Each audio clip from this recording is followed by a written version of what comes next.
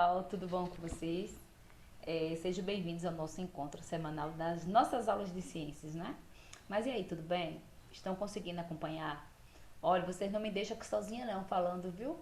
Eu quero que vocês assistam as videoaulas. Vocês que estão em casa, né, que não estão na escola, assistam as videoaulas, acompanhem a explicação. Eu sei que vocês são muito espertos, né? São muito inteligentes. Vocês conseguem aprender muita coisa, conseguem é, ter acesso a várias fontes, mas não deixe de fazer as nossas atividades. É super importante, tá bom? Gente, nessa semana, né, nós temos assunto novo aí, vamos falar do tempo e do clima. Então, nosso amigo livro não vai ficar de fora. Para começar, vamos falar da previsão do tempo. Então, vamos lá na página 140 a 149. O tempo e o clima. Na abertura do capítulo, nós temos uma imagem, olha aí. Chuva sobre a floresta amazônica em Porto Velho, né, em Rondônia, em abril de 2017. Olha aí a chuva. A questão é, por que a previsão do tempo é importante? Você acha que a previsão do tempo é importante? Vai lhe ajudar em alguma coisa? Como é possível prever o tempo daqui a algumas horas? E daqui a alguns dias ou semanas? De que são formadas nuvens? Não vai dizer que é de algodão não, hein? Existem cidades de clima frio no norte e do nordeste do Brasil? E que fatores influenciam o clima de um lugar? Vamos lá. Em muitos lugares, na região norte do Brasil, a chuva tem período certo para ocorrer, geralmente no final da tarde. Já em alguns locais da região centro-oeste, como em Brasília, é comum não chover por quase 100 dias consecutivos. Na região nordeste, já foi registrada temperatura superior a 44 graus Celsius durante o verão, enquanto cidades da região sul podem registrar temperaturas abaixo de 0 graus Celsius durante o inverno. Você já pensou nos fatores que causam essas variações entre as diferentes regiões? Vocês sabem que o Brasil é gigantesco, não é? Então, é bem diferente. Neste capítulo, vamos estudar o que influencia a temperatura e o clima e como podemos prever as variações do tempo. Vamos lá. A previsão do tempo. Antes de abordarmos a previsão do tempo, pense no dia de hoje e responda: qual é a diferença entre tempo e clima? Você saberia responder? Qual é a diferença entre tempo e clima? O que seria o tempo e o que seria o clima? Tempo, ou tempo atmosférico, é o conjunto das condições atmosféricas em determinado lugar por um curto período, né? Horas ou dias. Por exemplo, hoje. Como é que o tempo está hoje? Está ensolarado? Está chuvoso? Está quente? Está frio? Hoje. Então, estamos falando de tempo. Por exemplo, né, o exemplo é citado no livro. Podemos dizer algo como o tempo da cidade, na cidade de Porto Alegre, permaneceu frio e chuvoso durante a manhã e à tarde as nuvens se afastaram e a temperatura aumentou. Então, é um curto período de tempo. Já clima, você vai ver que é algo bem diferente. O clima, por outro lado, é o conjunto de diferentes estados de tempo em determinado lugar, obtidos por um período de cerca de 30 anos. Então, enquanto o tempo está falando de um período bem curto, né? Período curto de dia, né? Do espaço de tempo bem curto. O clima se refere a muito tempo. Então, vai dizer como é que ele se comporta ao longo dos anos. Por cerca de 30 anos. Em relação ao clima de Porto Alegre, por exemplo, podemos dizer que as chuvas ocorrem ao longo do ano inteiro, mas são mais frequentes no inverno. Já no Pantanal Mato Grossense, o clima é caracterizado por uma época seca e outra chuvosa. Portanto, quando alguém pergunta como está o tempo, quer saber sobre as condições atmosféricas, se está quente, se está ventando ou chovendo em um dado momento. Aliás, como está o tempo nesta semana no lugar onde você mora? Então, aqui em Itabaianinha, como é que está o tempo essa semana, gente? Vocês saberiam responder, claro, né?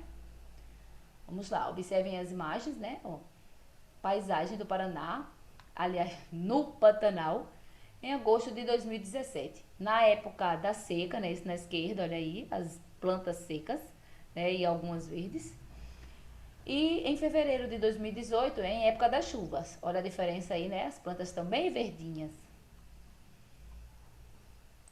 Quando uma pessoa pergunta como é o clima de um lugar, Ela quer saber como é a média das condições atmosféricas a um longo período, ou seja, qual é o comportamento padrão dessas condições, como é o clima da região onde você vive, chove mais em que época do ano, que meses costumam ser mais quentes. A previsão do tempo pode ser feita de diferentes formas. Podemos, por exemplo, observar o céu. Em geral, céu claro e poucas nuvens são sinais de que não vai chover. Nuvens escuras, por outro lado, indicam a possibilidade de chuva. Olha aí que imagem de nuvens escuras.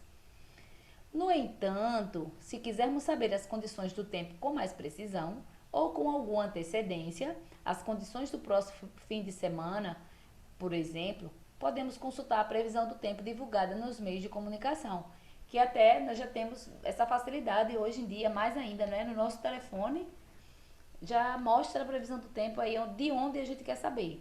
Então, isso facilita bastante. Esse tipo de previsão do tempo permite saber, além da probabilidade de chuva, se o dia está nublado ou ensolarado, como estará a umidade do ar e qual será a temperatura do ambiente. Essa previsão, no entanto, não é completamente precisa. Será que vai ser 100% certa? Principalmente em uma escala de tempo maior, como em semanas ou meses. Então, quanto mais distante tiver, né? Daqui a 2 semanas, daqui a 3 semanas, daqui a um mês, pode variar bastante. Continuando. Prever o tempo é importante. Lembra da pergunta lá? É importante? Você considera importante? Para que é importante? Olha só. As informações sobre o tempo nos ajudam em muitas atividades. Por exemplo, se sabemos que vai chover, levamos o guarda-chuva quando saímos de casa. Se vamos viajar, as informações sobre o tempo nos ajudam a avaliar as condições da estrada e fazer uma viagem segura. Os pilotos de avião também precisam saber como está o tempo em diferentes locais para planejar as rotas e aumentar a segurança do voo. Na agricultura, essas informações são fundamentais para saber a hora do plantio e da colheita, ter a previsão da ocorrência de enchentes, geadas ou falta de chuvas para evitar muitos prejuízos. Olha aí, na agricultura é fundamental conhecer as condições do tempo para evitar prejuízos, como o que ocorreu nesta plantação, né, de couve destruída por uma geada em Santa Maria. E o que é meteorologia, pessoal? Você já ouviu falar em meteorologia? A meteorologia é a ciência que estuda as condições atmosféricas, ou seja, ela busca compreender características físicas e químicas da atmosfera e as interações entre essas características e a superfície terrestre. Assim, a meteorologia dá fundamentos para a previsão do tempo. Os meteorologistas fazem a previsão do tempo estudando vários fatores da atmosfera, como massas de ar, frentes frias ou quentes, umidade do ar, temperatura do ar, pressão atmosférica, velocidade e direção dos ventos. Então, são vários fatores que eles observam para poder fazer a previsão. Vamos falar sobre as nuvens. Você costuma olhar para o céu? Preste atenção nas nuvens. Já se perguntou do que elas são formadas? Eu sei, eu tenho certeza que você já sabe disso, né? Muitas pessoas pensam que as nuvens são formadas de vapor de água, mas o vapor de água não é visível. Então, o vapor de água não é visível. As nuvens são formadas por muitas gotículas de água em estado líquido ou por cristais de gelo em suspensão na atmosfera. Elas também podem conter poeira, pólen e até partículas de resíduos industriais. Quando alguém olha para o céu e vê nuvens com partes mais escuras, por exemplo, logo acha que vai chover. É que essas nuvens são formadas por muitas gotículas de água próximas umas das outras, o que impede a passagem da luz. Por isso elas são escuras. A chuva pode cair justamente quando as gotículas se juntam e formam gotas maiores, que são muito pesadas para se manter flutuando no ar. As nuvens podem ser classificadas quanto à sua forma e altitude. De acordo com seu formato, elas recebem nome que são palavras em latim ou latinizadas. Veja alguns tipos de nuvem e acompanhe as explicações nas imagens. Você pode fazer observações do céu em diferentes horários para obter algumas informações semelhantes às que são coletadas em estações meteorológicas. Por exemplo, o céu está com muitas ou poucas nuvens? As nuvens encobrem o sol? Que tipos de nuvem você pode observar? Vamos observar aqui os tipos de nuvens com relação ao seu formato. Esse aqui, meio espalhadinho, não é? Cirrus, que quer dizer do latim cirrus, que é mecha de cabelo. Nuvens isoladas em forma de filamentos brancos de aspecto fibroso, podendo ser delicados ou espessos. Outro tipo de nuvem, estratos, formam grandes camadas espessas que cobrem o céu e formam o dia nublado, mas às vezes permitem ver contorno do disco solar através delas. Podem originar chuvas fracas. E essa aqui de baixo, cúmulos, que a gente vê bastante, né? Nuvens isoladas, densas e de contornos bem definidos, com aspecto de flocos de algodão. Geralmente, a parte superior é branca, enquanto a base é mais escura. Daí da janela da sua casa, que tipo de nuvens você pode enxergar? Será que alguma se parece com essas aí que foram apresentadas? Vamos lá. No 7º ano, você viu que a atmosfera é composta por uma mistura de gases. Um desses gases é a água em vapor, em forma de vapor. Quando o ar próximo à superfície da Terra se aquece, torna-se menos denso e sobe. Esse movimento é chamado de convecção. À medida que o ar quente sobe, entra em contato com camadas de ar a temperaturas mais baixas. Então, o vapor d'água se condensa, formando as nuvens. Olha aí o esquema. Ainda na figura abaixo, nós vemos outros tipos, não é? Que já foram iniciados na página anterior, outros tipos de nuvens. Cúmulos nimbus, que são nuvens escuras e volumosas, muito densas e com grande desenvolvimento vertical, como a forma de uma montanha. Costumam provocar chuvas fortes, trovoadas, relâmpagos e granizo, né? Que são pedras de gelo. E por último vem aí o tipo nimbus, nuvens baixas e extensas, tem aspecto cinza escuro, não permitindo que se veja o disco solar através delas. A presença de nimbus no céu é uma indicação de chuva. Vamos continuar. As massas de ar e as frentes. Você tem o hábito de ler notícias em diferentes meios, como jornais impressos e na internet? Na seção de previsão do tempo, podemos ler algo como: ar quente e úmido que se espalha sobre a região centro-oeste do Brasil será importante para a formação de nuvens carregadas que vão provocar chuvas em toda a região.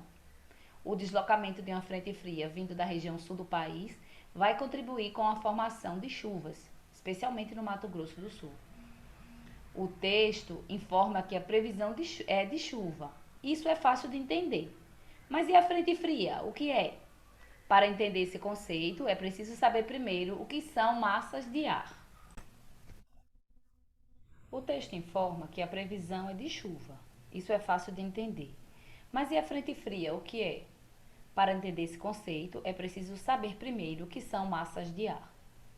Uma massa de ar é formada por um imenso volume da atmosfera com condições de umidade, pressão e temperaturas próprias, que podem se estender por centenas de quilômetros quadrados e milhares de metros de altura, por exemplo. As condições uniformes, ou seja, as condições no interior da massa dependem da região onde ela é formada e são praticamente uniformes, ou seja, quase não variam. As massas de ar podem ficar estacionadas sobre extensas áreas por dias ou semanas.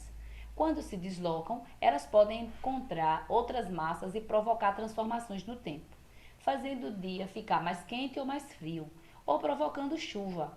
Elas podem ser identificadas de acordo com as suas principais características. As massas de ar marítimas, que se formam sobre os oceanos, são úmidas, enquanto as massas de ar continentais, que se formam sobre o continente, são geralmente secas, com exceção daquelas que se formam sobre grandes florestas, que adquirem a umidade da vegetação. As massas de ar localizadas em regiões tropicais e equatoriais são quentes, enquanto as massas de ar localizadas em regiões polares são frias. No encontro de duas massas de ar com características de temperatura, umidade e pressão do ar diferentes, forma-se uma frente, que é a região de contato entre duas massas de ar. Quando uma massa de ar quente se desloca em direção a uma massa de ar frio, que está parada sobre uma região, ocorre uma frente quente. Observe a figura. Nesse caso, costuma haver ventos fracos e chuvas leves, mas isso vai depender também do clima da região. Então vamos lá, frente quente, olha aí o ar quente e o ar frio. O ar quente passa por cima do ar frio, não é? Quando o ar frio vem por baixo, observe aí a frente fria, ela sobe, né? E vem o ar quente. Frente fria ocorre quando uma massa de ar frio avança em direção a uma massa de ar quente e úmido que está parada sobre uma região. A massa de ar quente é empurrada para as camadas mais altas da atmosfera. Olha aí. Geralmente, na ocorrência dessas frentes, há ventos fortes, quedas de temperatura e chuvas fortes, que param um pouco depois que a frente passa. Vamos lá. Umidade do ar e as chuvas. A umidade do ar indica a quantidade de vapor de água na atmosfera e é o componente mais importante na determinação do tempo e do clima. A umidade relativa do ar, por sua vez, indica a relação entre a quantidade de vapor de água em uma porção da atmosfera e a quantidade máxima de vapor que essa mesma porção pode suportar, em determinada temperatura, sem que o vapor de água se condense. A umidade relativa do ar é um dos fatores que ajudam a previsão do tempo. Quando ela está em alta, por exemplo, a ocorrência de chuvas é favorecida. A umidade do ar pode ser medida por um aparelho chamado higrômetro. Quando a atmosfera está muito úmida, isto é, saturada de água, a transpiração ou evaporação do suor do corpo, se torna mais difícil. Como a transpiração ajuda o corpo a perder calor em um dia quente e úmido, as pessoas podem sentir muito calor e desconforto. Nesse caso, permanecer em ambientes resfriados por aparelhos de ar-condicionado pode minimizar o desconforto. Além de baixar a temperatura do ambiente, o ar-condicionado retira a umidade do ar, facilitando assim a eliminação do suor. A quantidade de chuva em uma região é medida pelo pluviômetro. Nesse aparelho, a água da chuva é recolhida e fica armazenada no interior do equipamento. Diariamente, às 9 horas, um profissional da estação meteorológica faz a leitura e a anotação do total precipitado. Olha aí a imagem, do pluviômetro. O serviço meteorológico pode informar que, por exemplo, em determinado dia, o total de chuva em uma cidade foi de 5 milímetros. Isso significa que, se naquele dia a água da chuva tivesse sido recolhida em uma caixa aberta de 1 metro quadrado de base, teria se formado uma camada de água com 5 milímetros de altura. Cada milímetro de altura em um recipiente com 1 metro quadrado equivale a 1 litro. Portanto, nessa caixa haveria 5 litros de água. Em várias cidades do Brasil ocorrem chuvas muito intensas que provocam enchentes e deslizamentos de terra. Esses eventos são perigosos e, por isso, todos devem ficar atentos. Vamos ver a figura da página seguinte. Olha aí o desabamento. Em muitos casos, é preciso acionar a Defesa Civil, que é o órgão público responsável por coordenar trabalhos de prevenção de desastres ambientais e prestação de socorro à população. Pelo número do telefone, 199, é possível se informar sobre medidas preventivas, além de denunciar situações de risco e possíveis locais de tragédias. Então, olha aí as chuvas fortes, que podem causar deslizamento de terra, como este que aconteceu em uma estrada de Cambé. Certo? Então, gente, nesse momento, nós encerramos aqui a nossa primeira aula. Vamos só fazer a nossa atividade, tá bom? Vamos lá? Olha aí o nosso texto. A seguir, são apresentados trechos da introdução de um artigo científico que discute o regime de chuvas em parte do estado do Rio Grande do Sul. Então, vamos lá ao texto. O estudo da variabilidade temporal e espacial das chuvas é base para diversos projetos e aproveitamentos da água, tais como a construção de reservatórios, pontes e sistemas de drenagens, para a irrigação de culturas agrícolas e para o abastecimento doméstico. A chuva é formada por um conjunto de mecanismos que possuem componentes locais e globais. No estado do Rio Grande do Sul, o regime pluviométrico não é homogêneo. O clima do estado é controlado pelo avanço das massas de ar polares em direção principal, sudoeste e nordeste, Ao mesmo tempo, acontece a invasão de massas de ar subtropicais, até mesmo equatoriais. Outro fator que é responsável pela não homogeneidade das chuvas do estado é o relevo. As chuvas orográficas ocorrem devido à influência do relevo, sendo que o ar que vai em direção à montanha é forçado a subir e condensa-se, podendo causar chuva de maior intensidade e volume na área de aumento de altitude. Aí vem a primeira questão, a letra A. Consulte em dicionários o significado das palavras que você não conhece e redija uma definição para essas palavras. Então, essa resposta é pessoal, vocês vão fazer de acordo com as palavras que vocês não compreenderam, certo? As outras questões, gente, eu vou ajudar vocês, vou fazer a letra B logo, responder com vocês. E as outras, que essa letra A é tão pessoal, né? Então nem vou contar. Vamos para a letra B. De acordo com o texto, por que é importante estudar o regime das chuvas de uma região? Por quê? Vamos lá. Nós vimos aí, ó.